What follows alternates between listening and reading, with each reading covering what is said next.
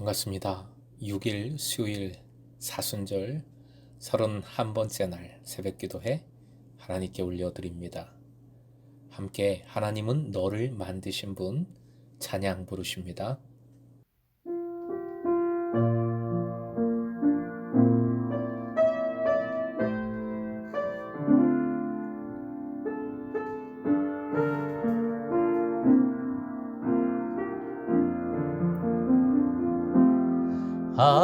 하나님은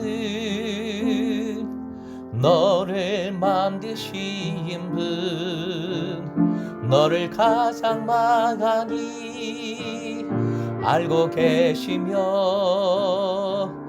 하나님은 너를 만드신 분, 너를 가장 깊이 이해하신단다. 하나님은 너를 지키시는 분, 너를 절대 포기하지 않으며, 하나님은 너를 지키시는 분, 너를 쉬지 않고 지켜보신단다. 그의 생각 셀 수 없고, 그의 자비 무궁하며,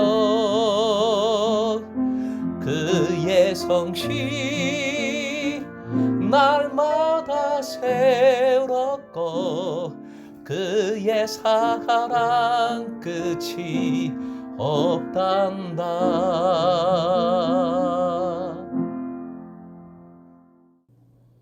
오늘 말씀은 출애굽기 16장 6절부터 12절까지의 말씀입니다.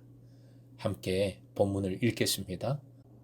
모세와 아론이 온 이스라엘 자손에게 이르되, 저녁이 되면 너희가 여호와께서 너희를 애굽 땅에서 인도하여 내셨음을 알 것이요, 아침에는 너희가 여호와의 영광을 보리니 이는 여호와께서 너희가 자기를 향하여 원망함을 들으셨음이라. 우리가 누구이기에 너희가 우리에게 대하여 원망하느냐?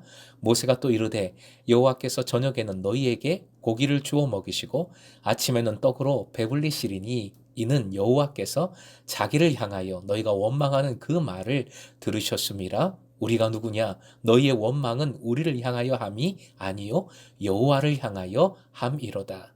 모세가 또 아론에게 이르되, 이스라엘 자손의 온 회중에게 말하기를 여호와께 가까이 나아오라. 여호와께서 너희의 원망함을 들으셨느니라 하라. 아론이 이스라엘 자손의 온 회중에게 말하매, 그들이 광야를 바라보니 여호와의 영광이 구름 속에 나타나더라. 여호와께서 모세에게 말씀하여 이르시되, 내가 이스라엘의 자손의 원망함을 들었노라. 그들에게 말하여 이르기를, 너희가 해질 때에는 고기를 먹고 아침에는 떡으로 배부르리니 내가 여호와 너희의 하나님인 줄 알리라 하라 하시니라. 오늘의 기도 제목, 문제에 머물지 말고 십자가에 머물게 하소서. 문제에 머물지 말고 십자가에 머물게 하소서. 7절부터 9절까지 그리고 12절에 원망하다라는 단어가 계속 반복이 되고 있습니다. 홍해 사건 직후, 즉 광야 생활 초기부터 이스라엘 백성의 원망이 등장하여 오늘 본문에는 집중해서 나타나고 있습니다. 원망이라는 표현에는 원어를 살펴보면 두 가지 단어가 사용이 되었습니다. 앞과 뒤에 원망함이라는 표현이 나와 있는 7절을 예로 들면서 설명을 드립니다. 7절 눈으로 확인해 주시면, 앞에 원망함은 너희가 자기를 향하여 원망함을 들으셨습니다. 여기서 원망함은 테루나라는 단어가 사용이 되었습니다. 테루나는 중얼거리다, 투덜거리다, 계속 뭐라고 투덜거리는 모습을 의미합니다. 그리고 7절 맨 끝에 너희가 우리에게 대하여 원망하느냐. 여기서 원망하느냐, 원망함은 룬이라는 또는 린이라는 발음의 단어가 사용이 되었는데 거주하다, 머물다, 밤을 새다, 고집을 피우다, 불평하다 등의 뜻을 가진 단어입니다. 원망의 특징이 오늘 본문을 통하여 또 단어의 의미를 통하여 살펴보면 정리를 해보면 다음과 같습니다. 첫 번째로 원망은 고집이 어마어마합니다. 고집이 셉니다. 문제에 계속 머물러 있고자 합니다. 그래서 원망하는 마음을 절대 바꾸지 않습니다. 비슷한 표현이지만 두 번째로 원망은 계속되지요. 웬만해서는 원망을 막을 수 없습니다. 밤을 새서라도 계속해서 원망합니다. 세 번째, 가장 중요한 것인데요. 원망함에는 타겟이 있습니다. 본문에는 이 원망의 타겟이 강조되어 있습니다. 7절에 그리고 8절에 두 번, 9절, 12절에 반복이 되고 있는데 자기를 향하여, 여호와를 향하여 등의 표현들입니다. 바로 원망의 타겟 누구십니까? 하나님을 향한 원망임을 본문은 강조하고 있는 겁니다. 그런데 하나님께서는 이런 원망에도 귀를 기울여 주십니다. 이런 원망조차 신실하게 응답해 주십니다. 8절, 저녁에는 고기, 아침에는 떡이라 하셨는데 이는 나중에 나오지만 만나와 메추라기지요. 만나와 메추라기를 공급해 주신다는 약속의 말씀입니다. 한마디로 원망조차도 기도처럼 받으시고 응답해 주시는 겁니다. 사랑으로 품어주시는 겁니다. 십자가의 은혜, 주님의 사랑은 이렇게 끝이 없습니다. 다음이 없는 사랑의 은혜인 겁니다. 여기서 주의할 것이 또 한 가지 있습니다. 원망함, 테로나, 룬 등의 원망함이 이처럼 오늘 본문처럼 집중해서 쓰인 본문이 또 하나 더 있습니다. 딱 하나 더 있습니다. 바로 민수기 14장입니다. 민수기 14장 장소는 가데스 바네아이지요. 이스라엘 백성이 한 일은 12명의 정탐꾼을 뽑아 가나안을 정탐케 하셨는데 그들의 보고를 받고 원망한 것입니다. 좌절한 가운데 극심한 원망을 하지요. 여기서 이스라엘 백성들이 원망하는 바람에, 믿음에 실패하는 바람에 40년간을 광야에서 뺑뺑이 돈 겁니다. 이때의 원망은 하나님께서 용서하지 않으셨어요. 엄하게 벌하셨습니다.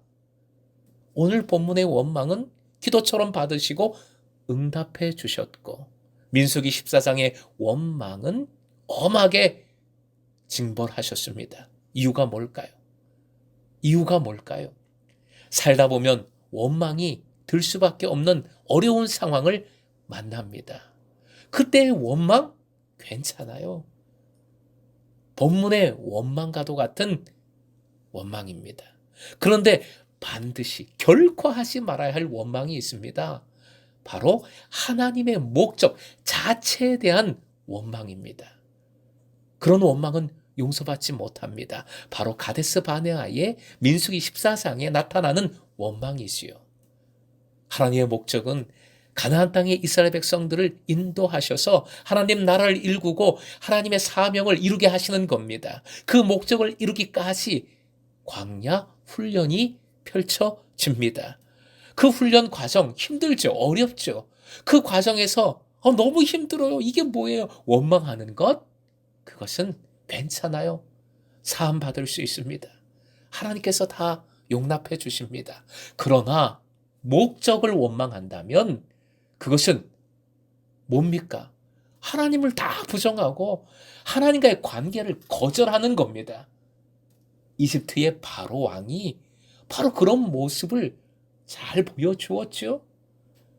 예수 그리스도를 통해 하나님 나라의 복음을 이루시는 것이 하나님의 목적입니다. 즉 회개하고 믿는 자에게 구원을 주시고 그리고 그를 다스리고 인도하시어서 하나님 나라를 경험하게 하시고 이루게 하시는 것이 하나님의 목적이지요.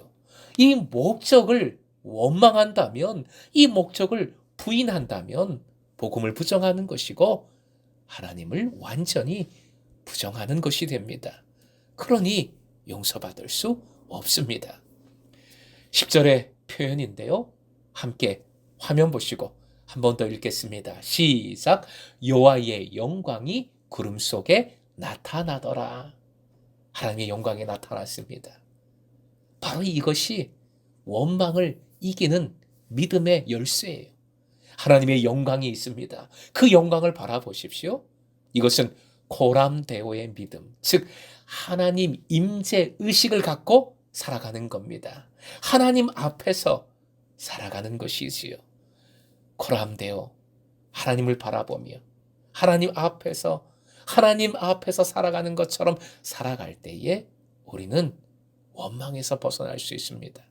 오늘 만나는 하나님 이렇게 선포합니다. 함께 읽겠습니다. 시작.